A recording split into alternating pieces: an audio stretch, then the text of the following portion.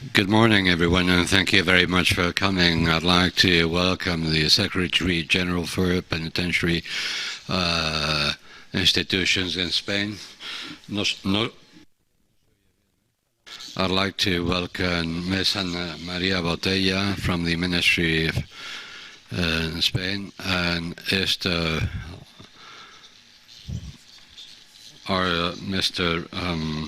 Stewart Tuttle from Counselor for Public Diplomacy from the Embassy of the United States of America in Spain. Jesús se oye muy mal. I'm glad to open this session on global terrorism, where we're going to be dealing with issues related to terrorism, national and international responses, and the factors that contribute to their development and persistence.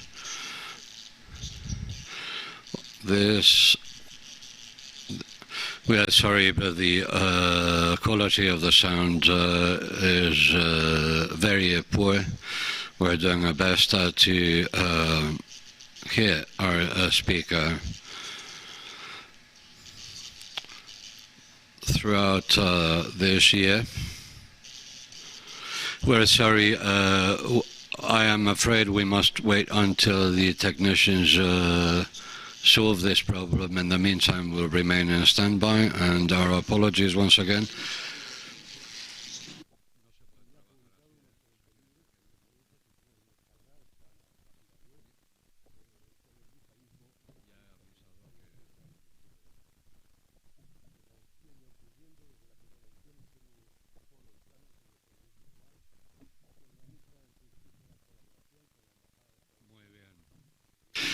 Here we go again. Once again, I'd like to thank the Embassy of the United States of America, and I would like to welcome you to this venue.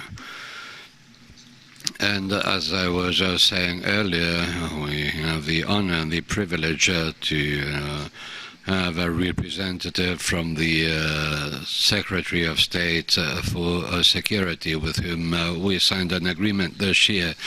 As of 2012, where the war in Syria, global jihadism, entered into an evolution characterized by the existence of two reference poles, Al-Qaeda and the Islamic State. We've also witnessed jihadist international mobilization in the countries in the European Union as well, where this mobilization has had a special incidence, even though in an asymmetric fashion, with some special incidents in some countries. Among this events, we have the phenomenon we're going to be approaching today, phenomenon of foreign terrorist fighters, FTFs. This is something that's existed since the origins of global jihadism. Many Western citizens have also attended some of the areas in conflict, but these flows had never reached the levels we have been witnessing in the last 5 or 6 years, especially movements towards Syria and Iraq. Between 5,000 and 6,000 jihadists that have been moving towards several countries in the Middle East. Jihadist mobilization and FTFs coming from our Western societies. This phenomenon has decreased, but in any case, its legacy is here to stay for the next few years, and this represents an immense challenge for the safety of our societies, whether they return or they stay in areas with continued instabilities. This phenomenon and its responses from a Spanish perspective is the subject we're going to be addressing today, because it's an extremely timely moment, taking into account the withdrawal of the United States troops, the problems with Kurds, Turkish, etc. So in order to debate on this, we have the contribution of experts and professionals from Spain and elsewhere, like the US, France, the Netherlands, whom I'd like to thank and welcome. And we also have the presence of all of you that kindly have wanted to be here with us today. Let me conclude my words by repeating my thanks for the representative from the Embassy of the United States, Mr. Stewart Tuttle, and thank you all very much on behalf of the Real Instituto Elcano. Now I'd like to hand the floor over to Mr. Stewart Tuttle, Counselor for Public Democracy and Diplomacy from the Embassy of the United States. Good morning, everybody. It's an honor to be here to represent the Embassy of the United States, and it's a pride, reason of pride, to be able to participate on seventh year in this conference organized by Real Instituto Elcano, and I'd like to thank its president for setting up this forum. And this edition, we're going to be dealing with foreign terrorist fighters. I'd also like to thank and welcome María Botella from the Ministry of the Interior, and Ms. García Calvo, academic director of this seminar, and for all the organizers who've done a wonderful job to organize this seminar, inviting speakers from the highest level. This event is extremely important because this allows for experts from different regions and disciplines to share ideas and to examine what works and to identify ways to strengthen our cooperation. I'd like to thank all the speakers and all the attendees for their dedication to this course and for their determination to develop new approaches in order to maintain the safety and security in our societies. I'm pleased that our embassy could sponsor the participation of Dr. Alexander Hitchens, who's Alexander Medegro Hitchens, the research director of the program on extremism from the George Washington University. His research focuses on the ideology and strategy of the different extremist social movements in the West, and in particular militant Muslims. There's not only jihadist militants. Those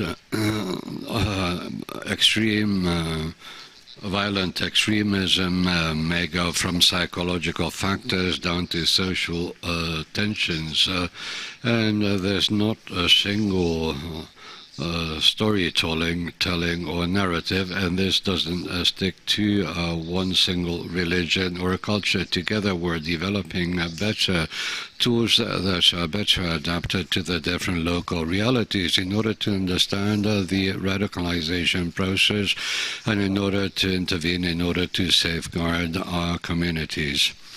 Our main goal has to do with identifying and with dismantling these threats before they produce any harm. And this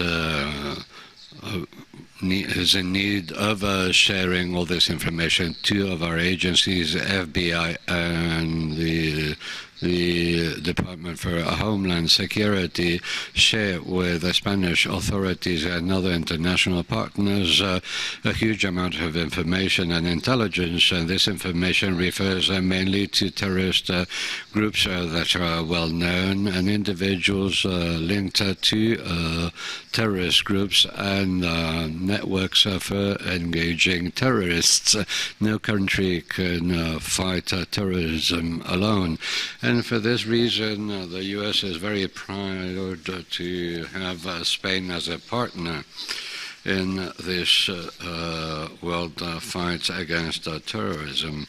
Spain has participated actively in the international coalition in order to and with ISIS members of the Spanish police and military forces have trained over 30,000 Iraqi police officers and military. As allies in NATO, the US and Spain will keep on working on a bilateral and multilateral basis in order to fight terrorism. Other groups in society may also become involved in this fight in several different areas. For instance, in order to counter-rush the attempts of engaging group people and the radicalization strategies through the internet, this will need of a comprehensive approach. This is why one of the important values of this forum has to do with allowing experts from different regions and disciplines to share ideas and to examine what works and doesn't work and explore creative ways to strengthen our cooperation. This seminar's subject is very timely indeed. The Secretary of State, Mike Pompeo, dealt with this subject over a press conference with James Tuttle in Brussels last week. And at NATO's headquarters, it's an opportunity for him, for the US, and for all our partners. Right now, there are 10,000 FTFs detained in Iraqi camps and Syria, and in those camps we find women who've participated actively supporting ISIS. So many countries throughout the world have seen some of its citizens joined ISIS in its campaign in Iraq and Syria. Their possible liberation represents a true risk for everybody. We've asked all countries who have citizens in those camps to bring them back to their countries of origin, especially people who've broken the law and who must be judged in their countries of origin. Once again, I would like to thank all the experts who are attending this seminar today for their contributions on how to manage this return process of these FTFs and their families to their countries of origin. I'd like to thank once again the Institute and its president, and I hope you enjoy this event with some wonderful experts, and I hope that we'll have more chances to participate in such interesting and important events. Thank you very much, Stewart. And in order to inaugurate this session, I'd like to hand the floor to Ms. María Botella, Secretary of State for Security. Thank you very much.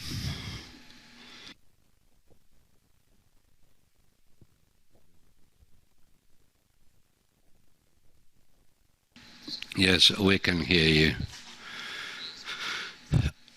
Good morning, everyone. Mr. President of Real Instituto Elcano, dear Emilio, Counselor for Public Diplomacy from the Embassy of the U.S. in Spain. It is a pleasure to be here with you, and thank you very much for the collaboration and the sponsorship of the Embassy in this essential debate. I would also like to see General Felix Roldan, ex-Director General from the Intelligence Center, and all the experts who are attending, and all you as attendees. I'd like to start by thanking the Institute for the effort to organize this 7th forum on global terrorism, focusing on an issue we are very concerned with in many different countries, as the U.S. Counselor said, that is FTFs, foreign terrorist fighters.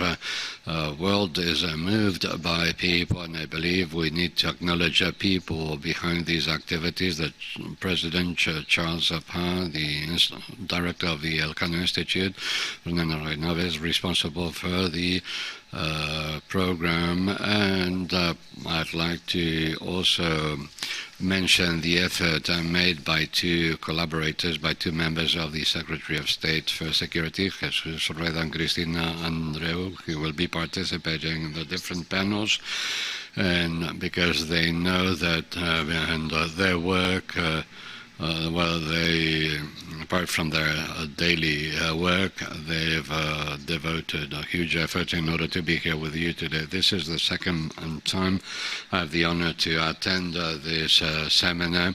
As I said, it's wonderful to follow these routines in these knowledge forums, and I'd like to tell you and convey to you the position of our ministry in Spain and how we approach things and how we relate from a European standpoint, and why we consider that this subject is so important for security in our country.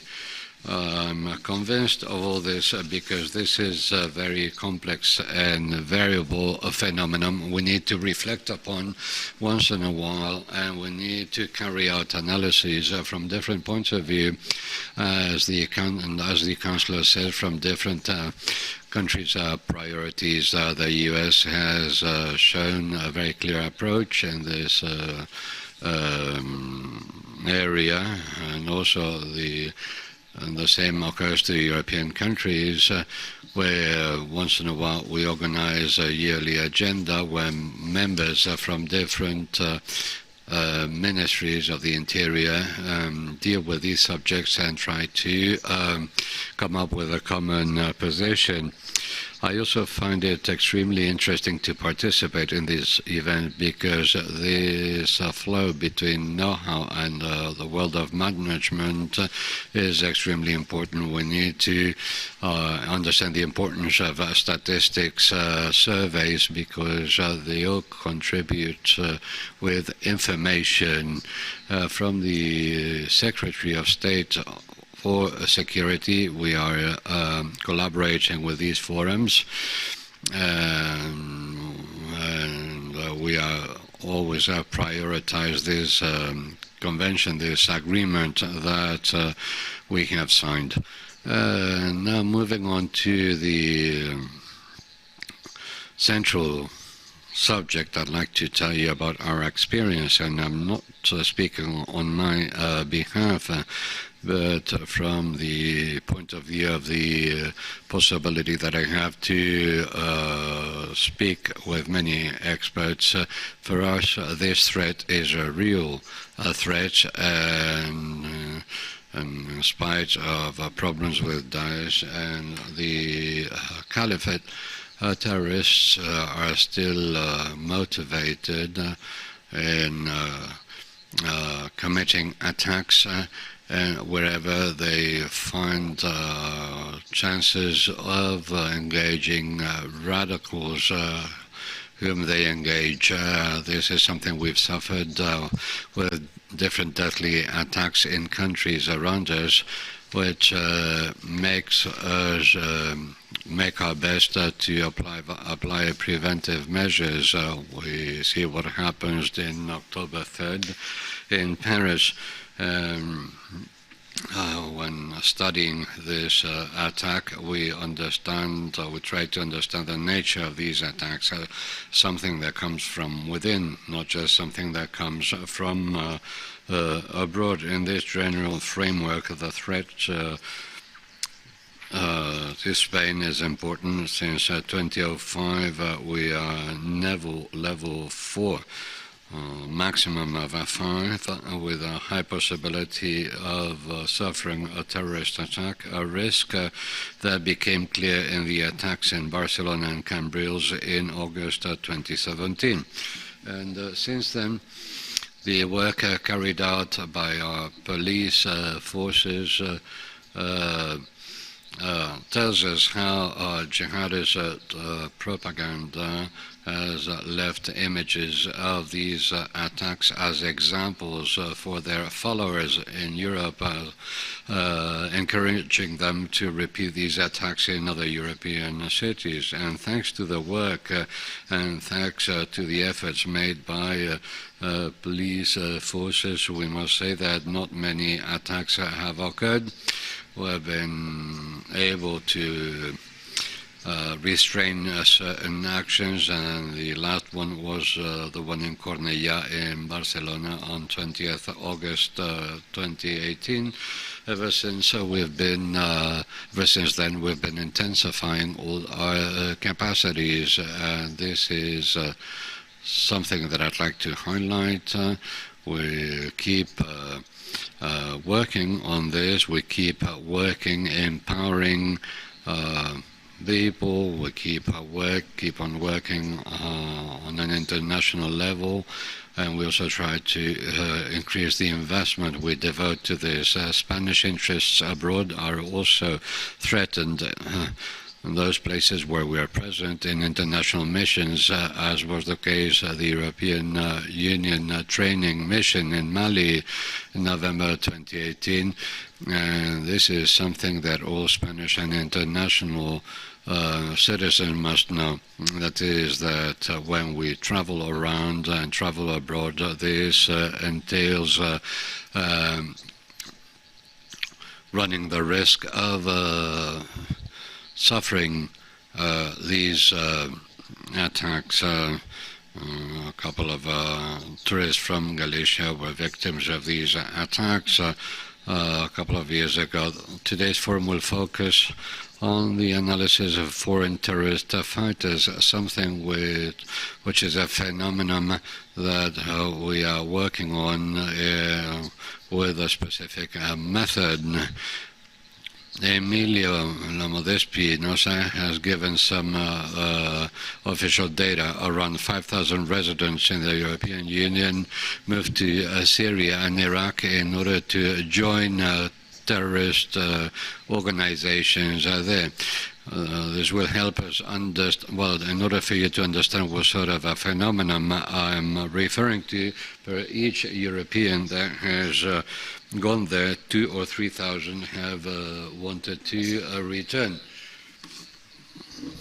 Despite Daesh having dropped in its importance, FETGs are very important for us, and we are focusing on them. Why? Because there are many people who are actually traveling to these conflict areas, and there are controls for these to prevent this from happening. Secondly, we have the profile of frustrated terrorists, something that police forces are pointing out and are alerting about.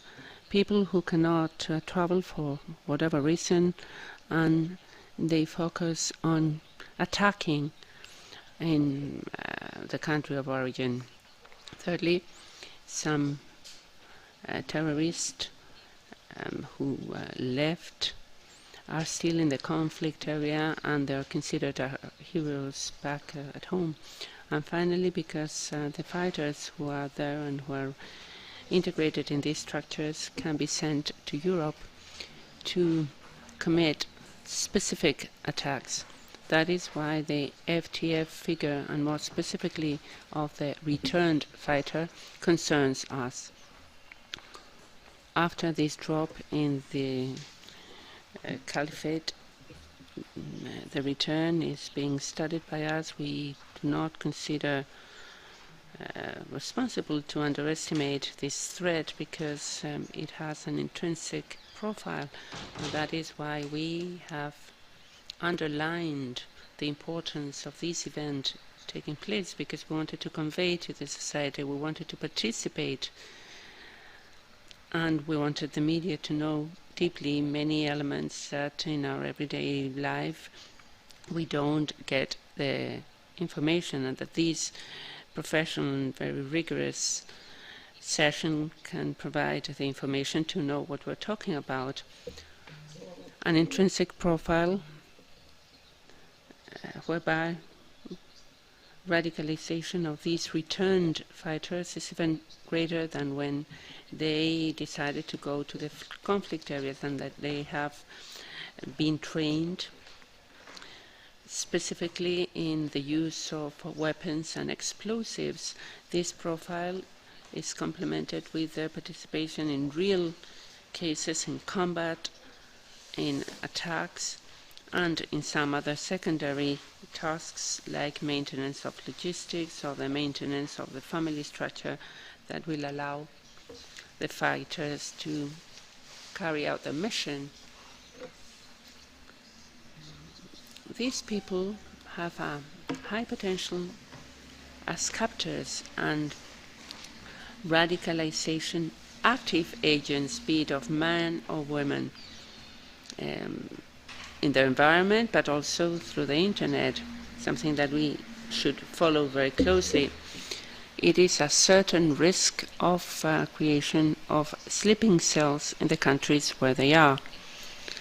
This is a thread which is shared in the Schengen space, because a returned fighter, and I think this is also very important for the US, it doesn't matter where they come into, but the Schengen space allows them to have total mobility. So it is a global problem for all the countries in the Schengen space. And in our case, in Spain, we have to be keeping a close eye in Morocco, because we're very close to this country in many fields, but they also share this problem with different legislations compared to the European. The returned terrorists have been identified in different countries of the European Union, also in Spain, and the last case in November 2018 in Mataró.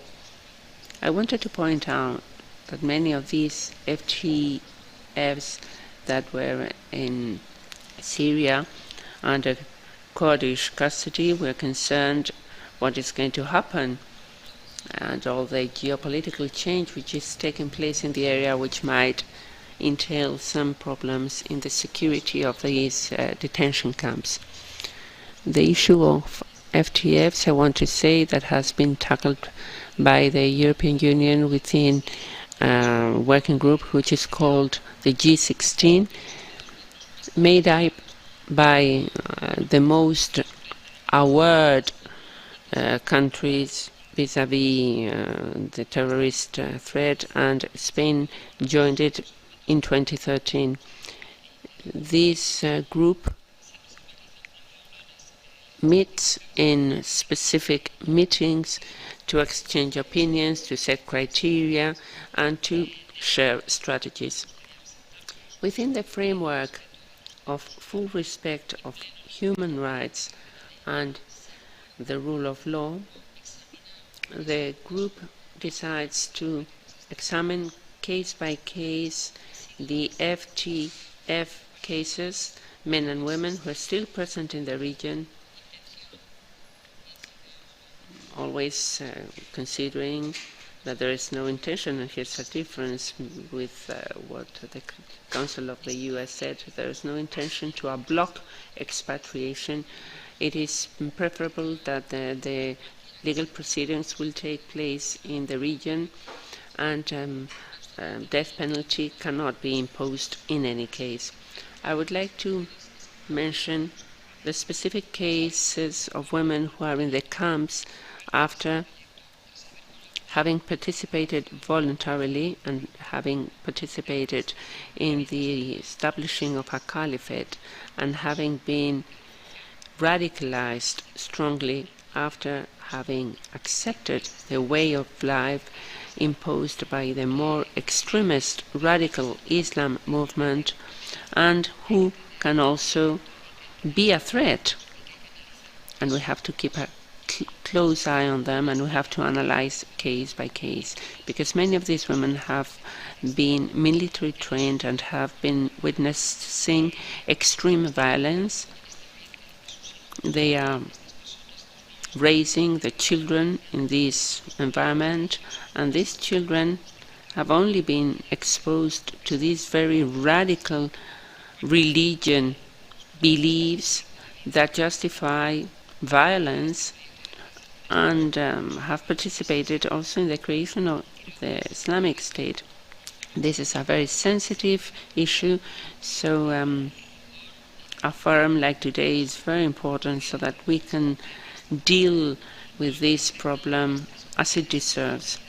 With regards to the 3 Spanish women who are in these camps, they are subject to international detention warrants before they were sent to Syria. This is something that has been talked about in the Spanish media, and we believe it is important to underline. FTFs constitute a relevant phenomena of the fight against Islamic terrorism, and this is the right place to deal with it. I want to underline that Spain is a country which is impacted by these phenomena. We have less number of figures than other countries in our surroundings, and in Spain the information we have available within the variables and the difficulties to contrast, because of course the type of documents that we have in conflict areas are not the typical documents, but we have a register and 248 people who are living in Spain or who are Spaniards have moved to conflict areas in the past years to join terrorist organizations. It went up until 2017, but then it has stagnated. There are slight variations, not as much as I have been informed by experts, not as much because they have been enlisted, but because we know about them. The number of FTFs from Spain, 19% may have come back to Spain or to other neighboring countries. 27% of them may have died. We really don't know for sure whether this has happened or not. And approximately 54% would still be in conflict areas. I can assure you that the police forces and the intelligence services in Spain, all of us take very seriously the follow-up of all this information, and that we present the information to the Spanish legal realm. And I think this is important to say, because obviously as a Secretary of Defense we have to talk about what is happening, but we have to calm our society. In Spain, as you probably know, we have good experience in fighting against terrorism, and many of the assets that we deploy in our country to expand our resilience vis-à-vis terrorist attacks have been applied in our fight against jihadism, although this is very specific and there are many different variables, culture, languages, they're totally different phenomena, but the way to tackle this attack makes us especially resilient in Spain because of our experience. I'm going to give you a couple of data. Since the March attacks of 2004, more than 800 people have been detained in Spain. In 2019, the police forces in Spain have detained 49 persons in 25 different operations, and in the past years we have carried out actions in more than 12 countries, and in coordination with these countries we have carried out more than 100 detentions amongst the operations that we have carried out lately. I'm going to point out two that will give you an idea of how we're working. The police forces have been able to detain the responsible in Spain of the producing company Asin Media, very close to Daesh. They were broadcasting jihadist messages, and he was an important person criticizing Spain, and he was making us be very concerned, and we were focusing on him, and it has been a success that we have been able to find out who was behind this broadcasting activity, because there were very specific threats even to magistrate of the Supreme Court. And also within the Guardia Civil, I would like to point out an operation together with Morocco that dismantled in last July, as you can see, all these very recently, of a terrorist cell in the Nador area that was ready to carry out terrorist attacks against Spanish and Moroccan police forces in the border. As you can see, we cannot drop our guard. Apart from the operations and detentions, I would like to point out and finish what we are doing from the Department of Security. We are working in a very methodic and constant way. All the different forces, police forces, Guardia Civil, regional police forces, the intelligence service, we're all working together to join all our intelligence so that we can prevent future terrorist attacks. We have carried out, I don't know if you're aware of the assessment table of the terrorist attack threat.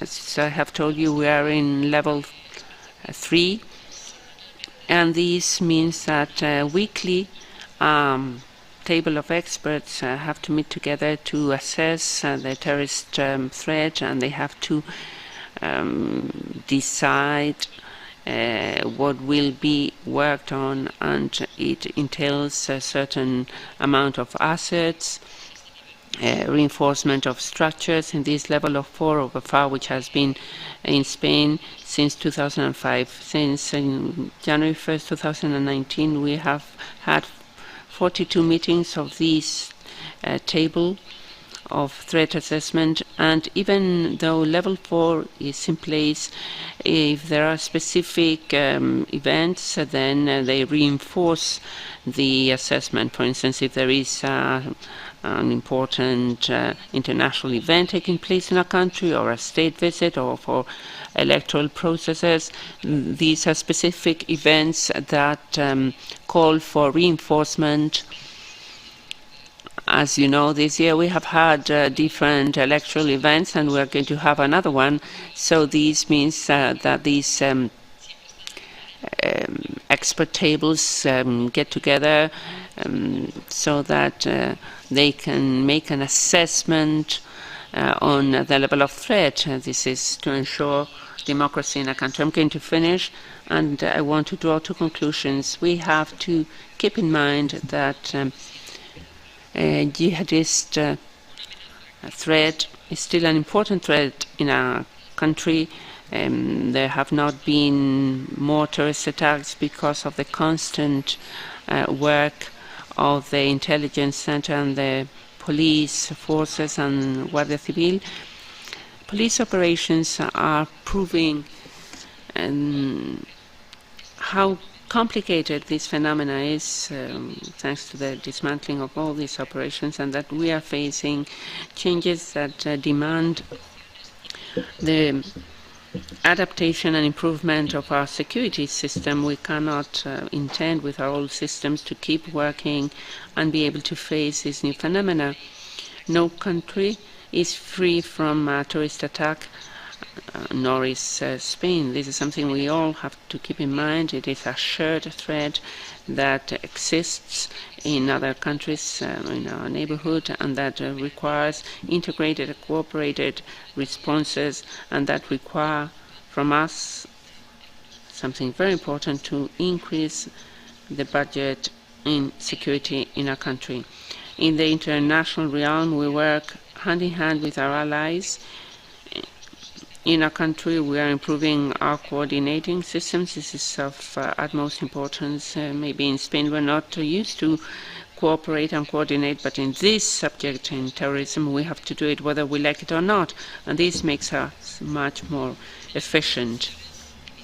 Ladies and gentlemen, I started by thanking, of course, the U.S. Embassy and the Elcano Forum for this fantastic and very prestigious think tank, the most well-known Spanish think tank and well-known throughout the world. It is a great pleasure to be here. And I want to finish by publicly acknowledging the thousands of men and women who form our police forces, who work every day in our country in a constant and professional way to safeguard our social state and our rule of law guaranteed by our Constitution. So I would like to finish by expressing this acknowledgement to the police forces in Spain. Thank you very much, and I wish you an excellent seminar.